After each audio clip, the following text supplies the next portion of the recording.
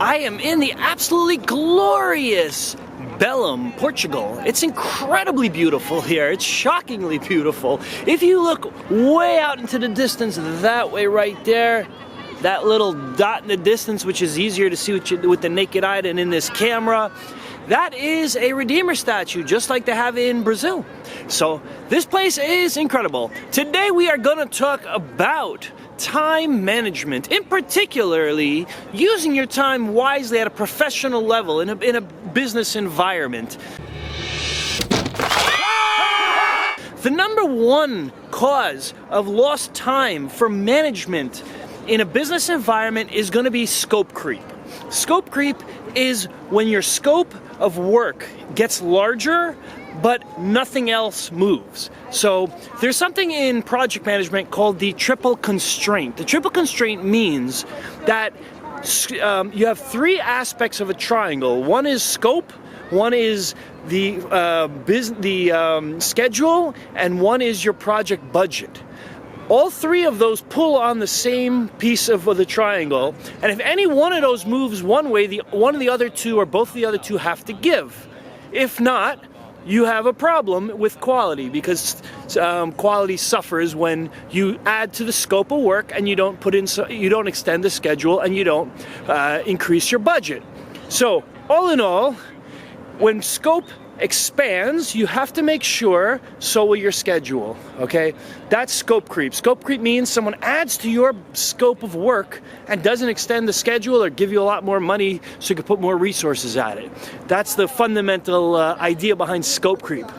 It is what kills many projects and kills the morale of many workers, because God, no one wants to be doing a project and you think you're about done and then someone piles a bunch of work more on your table.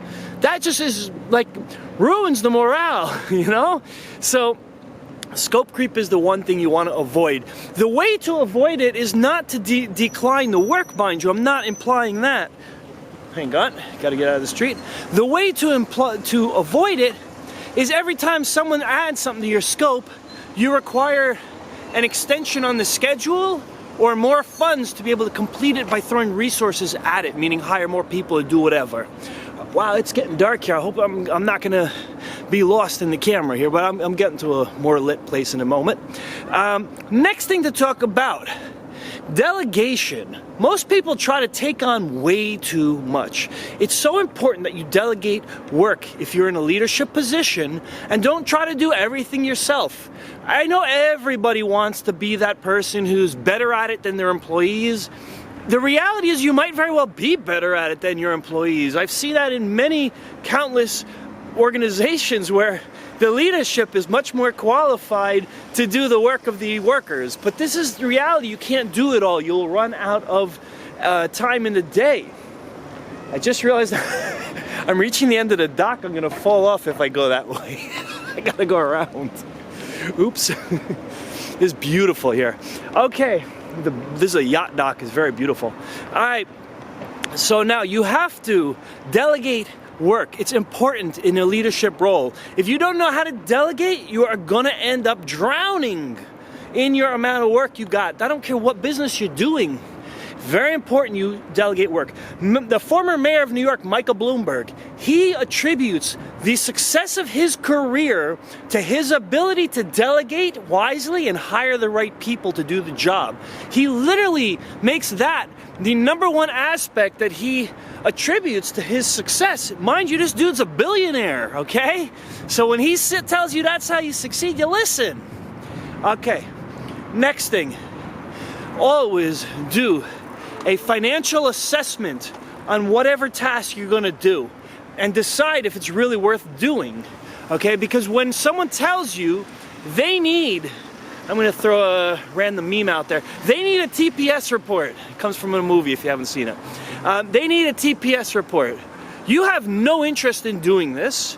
The business itself doesn't earn any money by doing this. You're not adding capital to the business. It's not directly resulting in sales.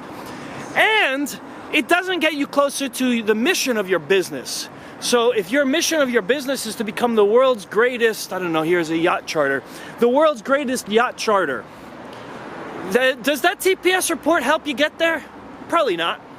So if it doesn't help you get there, you got to do that assessment on every task that comes your way. And if it doesn't, then it gets lower priority than pretty much everything else you have to do that does help you achieve those goals and get you income to the company and get closer to the mission that you're trying to achieve with this business that you're building. Important. That's very important. If anyone's heard the expression, the squeaky wheel gets the oil, I don't know why that's an expression, but it is. It's a common United States expression. Basically, it means the person who nags you the most gets the results, which is kind of silly, because in reality, the person who nags you the most isn't necessarily having the best, your best interest in mind. They have their best interest in mind. So let's say you have about 10 different tasks from 10 different employees who said, I need this, I need that, I need this. Which one do you do first? Most people will do the one that from the employee who keeps asking for it. Oh, where was this? Where was this? No, don't do that. Do an analysis on what is important and what's not. I've had so many people who I've worked with who get aggravated at me, honestly, who say to me something like, when are you going to give me this? And I say, when I get to it on my to-do list. It's on there. And they say, well, I gave it to you 2 weeks ago. I said, yes, but it doesn't impact our bottom line. No, there is no negative outcome if I do it 1 week from now or 2 weeks from now.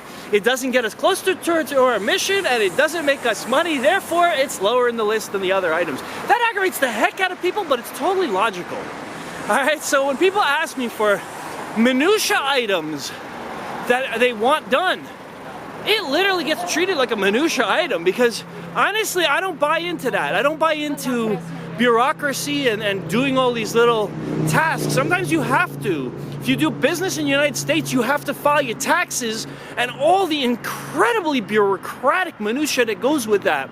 That's fine. Okay, you have to do that. That's important to get closer to your mission. You can't not file your taxes, right? That's critical. I personally don't want to do it, so I allocate that work towards someone who's got a profession in accounting, who does enjoy doing that, or at least they made a lifestyle out of it for themselves, whether they enjoy it or not. Okay, you don't have to do everything, but I certainly don't like doing that, so therefore I give it to someone else to do. And that's the best way to do it, because the person who's going to like doing is going to probably do it better than you. I've known managers of businesses, and they try to file their own taxes. I'm like, dude, what a waste of time. If you're not experienced as an accountant, or at least a certified tax preparer, that is like mental tediousness. I mean, just, you don't need to do that. It costs relatively little compared to how much money a normal business will earn. So you want to always delegate out. You want to be aware that people will task you with things you really shouldn't be doing. And like, if you don't think that that's necessary to do it, keep it at the bottom of your to-do list indefinitely if need be. It's important you don't get tied up with things just because people ask you for them. It's so important that you do this financial assessment at each level of things to do. Scope creep is so bad for the success. Now, if you look at what matters in any company, what are the aspects that attribute success? It's usually some combination of good financial modeling, meaning you have a good business, some type of promotion model that works, whether it be, if it's B2B, that means you got a good list of contacts to sell to. If it's B2C, that means you have a good marketing plan that's solid. Okay, these are the things that matter. Good product, good business, and good management, good team, solid team. Whether you fill out minutia items or be a little bit more organized, those things don't usually matter. They can matter, and they definitely can. But you got to analyze each and every element on that list and decide whether this is scope creep or is this something that actually has a value to the company. And if it's not, don't just take it and do it. All right, it's important. Time management. You only get this minute once in your life. That's it. When this minute's done, so is it. That's be it, man. You don't get it back. You can't replace time with anything. However, you can train other people to take on the time-consuming tasks you do. And as people progress in their careers, it's very important that you train people to do what you're doing, so it doesn't all lie on you, and you can delegate it out. Okay, some people prefer to hire people who know what they're doing off the bat at a higher expense. Other people prefer to take someone more junior and train them. I'm more for the former because I don't have the patience to really train people like that. But lots of people prefer the latter because it's more economical. I don't look at the economy of that because I see that as an investment in quicker advancement by not having to train people. Different perspectives. Neither one's more right than the other. Most people take the latter where they train the people. So everyone got their own angle and way of running a business. That's okay. The key is, though, that you run it efficiently and you don't just do things because people say, you got to do this, we need this, we need this, we need this. No, stop asking me. I'll get to it when I get to it. And if it matters, then tell me why it matters. Give me a business-directed reason why you need that today as opposed to tomorrow. And then we'll consider it. I know that, oh my God, the light's gone. I'm going to walk back the other way. I know that aggravates the people I work with, but the reality is it's for the greater good of the business. It's so important that you don't place emotion or invest time into things you have no control over. So many people get so caught up in things they have absolutely no control over. Now, professionally, this is very relevant, but even in a personal life, how many people do you see arguing about politics they have no control over? I got news for you. If you don't live in a swing state in the United States, your vote doesn't have very much impact. If you're in a red state or a blue state, that's it. Your vote don't matter. It's not. It's reality. Whether you think that's injustice or fair or whatever, this is the reality. So why do people argue over politics? Over sports is another one. Unless you're a relative of a professional sports player, why do you care who wins? Unless you're betting on it, that's a different story. But when you don't have any financial investment, like, why get all angry at the next guy because he loves another team? Like, why? Why do that? Man, don't get hung up on things you have no control over. I remember the movie The Bronx Tale. There was a line in there about, I think it was, Mickey Mantle doesn't pay your rent, you know?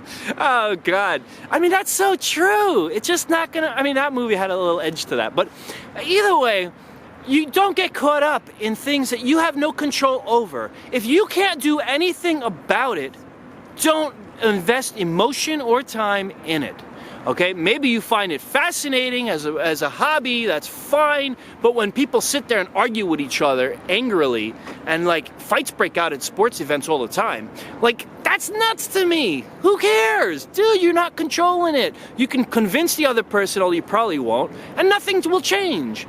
Okay, now the other aspect is gold plating. Gold plating is when you add features that nobody wants, and you put your time into making things better in your perspective, but nobody wants that thing. It's something no one needs.